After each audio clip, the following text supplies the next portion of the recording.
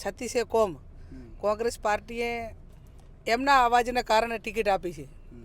હું માગણીદાર પણ નથી, ટિકિટ માગી પણ નથી, છતાં અચ્છા, મામેરાની વાત થઈ રહી છે જ્યાં જાઓ છો તમે.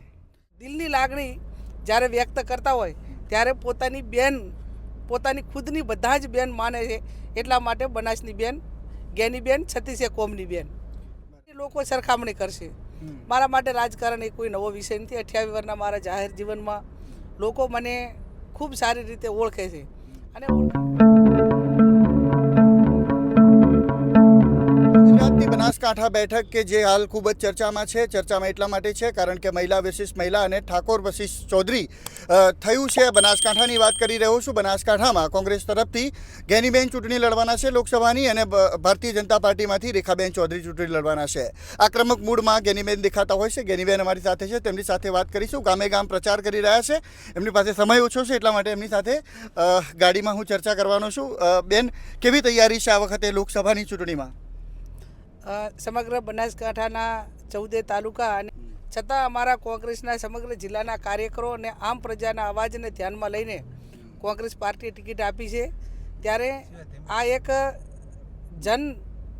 જનમાં કોંગ્રેસને જીતાડવા માટેનું અને 2014નું પુનરાવર્તન જે મતદારો કરવા ઈચ્છી રહ્યા છે એ 100% કરશે.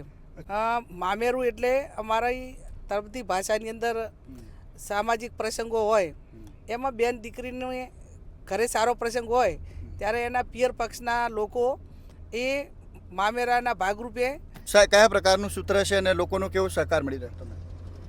આ સૂત્ર એ યુવા વર્ગમાં એમને જાતે બનાવી અને પ્રસારિત કર્યું છે અને સમગ્ર આખા જિલ્લાની અંદર એક આ સૂત્ર વેગવંતું બન્યું છે. ત્યારે એની પાછળનો ભાવાર્થ મોટો છે અને એના ભાગરૂપે આ સૂત્ર છે. એટલે એક લોકલ પોતાનાપણું અને બરાબર. અચ્છા ગેનબેન, છેલ્લા 2 ટર્મથી લોકસભાની ચૂંટણીમાં કોંગ્રેસે ખાતું નથી ખોલાવ્યું. તમને કેમ લાગે છે કે આ વખતે કોંગ્રેસ ખાતું ખોલાવશે?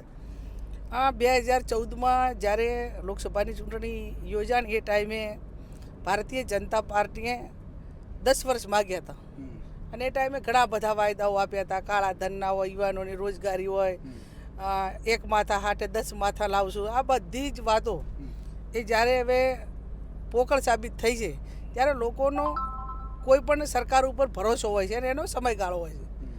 સમયગાળામાં પૂરો આટલો ટાઈમ સ્પષ્ટ બહુમતી અને છતાં દેશની જનતાની જે આશા અપેક્ષાઓ હતી એ ક્યાંક ને ક્યાંક પૂર્ણ નથી થઈ. એટલા માટે કરીને સમગ્ર દેશની જનતા એ કોંગ્રેસ પાર્ટીને એના સાથી પક્ષોને આશીર્વાદ આપશે. બિલકુલ. મારો છેલ્લો સવાલ કે તમારી સામે પણ મહિલા ઉમેદવાર છે, રેખાબેનને કેવી રીતે ઓળખો છો અને રેખાબેન વિશે શું પ્રતિક્રિયા? એ ઉમેદવાર માટે મહિલાની સામે મહિલાએ કોઈ જ મારે આક્ષેપ હોય નહીં અને એક લોકશાહીનો ભાગ છે. બેન આવે કે ભાઈ આવે, મુદ્દે ચૂંટણી તો ભાજપ કોંગ્રેસની છે. આમાં કોઈ બેનની કે કોઈ સમાજની કોઈ જાતિની નથી અને આ લોકશાહીની એક પ્રણાલિકા છે.